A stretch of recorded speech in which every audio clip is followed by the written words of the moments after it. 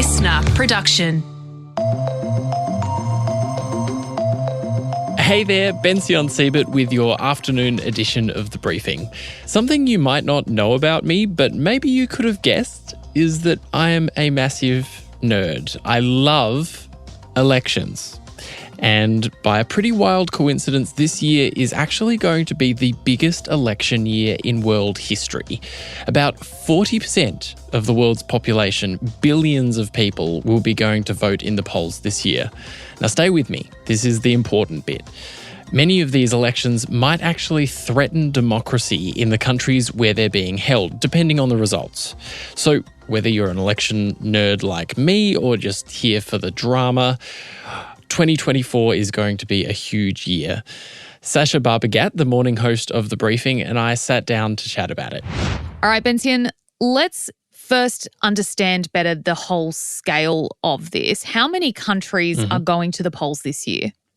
So around about 50, and this represents about 40% of the world's population, which is kind of an incredible achievement because most democracies are less than 100 years old. This is a pretty new form of government, not looking at kind of the ancient Greeks, but in terms of like the modern democracies. So this is a huge historic year, but it's also a pretty scary year for democracies because democracy is sort of on the ballot in a lot of these elections. Yeah, so I've heard the term thrown around that democracies are a little bit fragile at the moment. Explain that to us. Yeah, so it's a scary moment because a lot of the democracies that are having elections this year have authoritarian, semi-anti-democratic candidates who could be elected. And there's been a whole lot of books written about the fact that democracies can die through like a military coup, but they can also die by people electing anti-democratic candidates, that is. So like in Thailand, there was a military coup in 2014, but in Germany in the 30s, people elected Adolf Hitler, and that's how democracy died at that point in Germany. So there's been polls in the UK, the US, and France showing that about half the population or more of those countries are worried that democracy is under threat. And also, this year, we've also got the threat of artificial intelligence, which means deep fakes, which means more disinformation than we would have had in previous elections. Can you tell us a bit more about which countries we're kind of seeing this potential risk for democracy? Yeah, so the most obvious one is the US, which is a scary thing to say, but Donald Trump has made some really dictatory, authoritarian-esque comments and statements. And of course, there was the whole January 6th insurrection in the United States where the Congress was rushed by this mob of Trump supporters.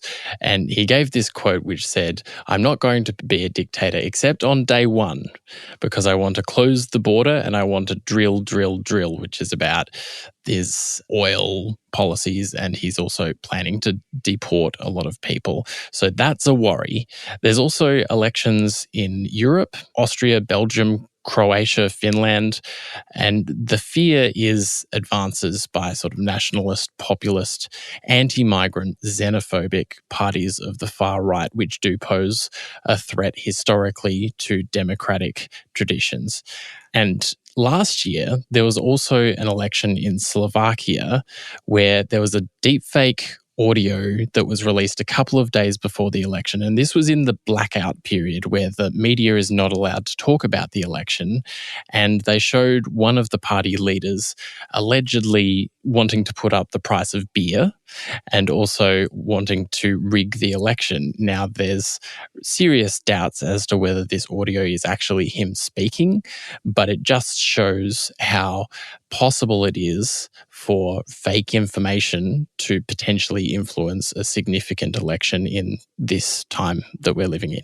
I want to play devil's advocate for a moment. With these hardcore right-wing fascist parties that are going up for election and in some cases, as we've seen in the past, have won, wouldn't you argue that if they're getting the right votes and they're getting enough votes, that's democracy. I understand in the past we've seen parties like the Nazi Party who have hardline policies, and we see that eventual creep to a dictatorship. Are we really at risk of that in this day and age in 2024?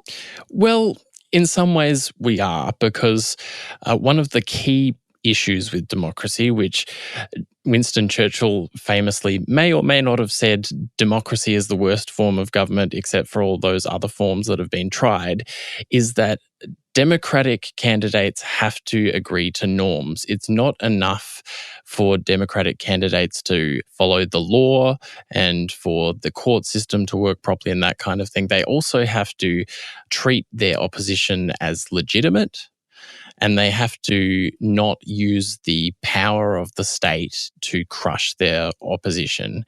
And part of the worry in many of these countries is that some of these candidates have spoken of doing just that. And of course, when we talk about Donald Trump, he's spent years saying that the election is rigged and we can't trust all kinds of institutions. And that, we know historically, can be a real threat to democracies. Yeah, that makes sense. What other elections should we be looking out for this year?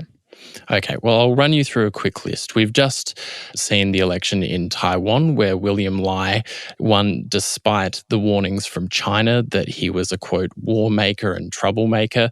We haven't seen anything big come as a result of that from China yet, but we'll be looking out for it.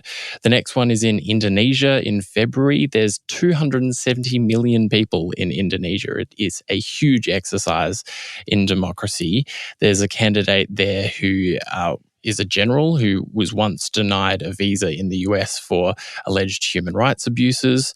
In South Africa, there's the first time in the history since Nelson Mandela and the end of apartheid that the African National Congress faces the prospect of losing its majority. In India, another massive democracy, in fact, the biggest democracy in the world, there's the Prime Minister Narendra Modi. He's a Hindu nationalist who's brought India enormous global power and cracked down on corruption, but he's also cracked down on religious minorities and journalists and free speech. And lastly, we've got Russia and Ukraine. I don't think anyone has any question as to who's going to win the Russian election, but that one is also coming this year.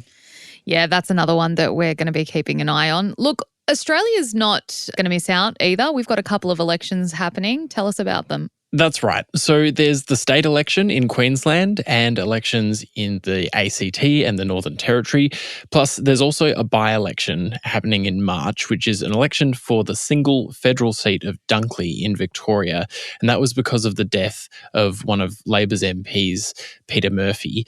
This is really important for the federal government because it's on a relatively slim majority, and next year will be the big federal election. And so we're kind of starting to get into that run-up period.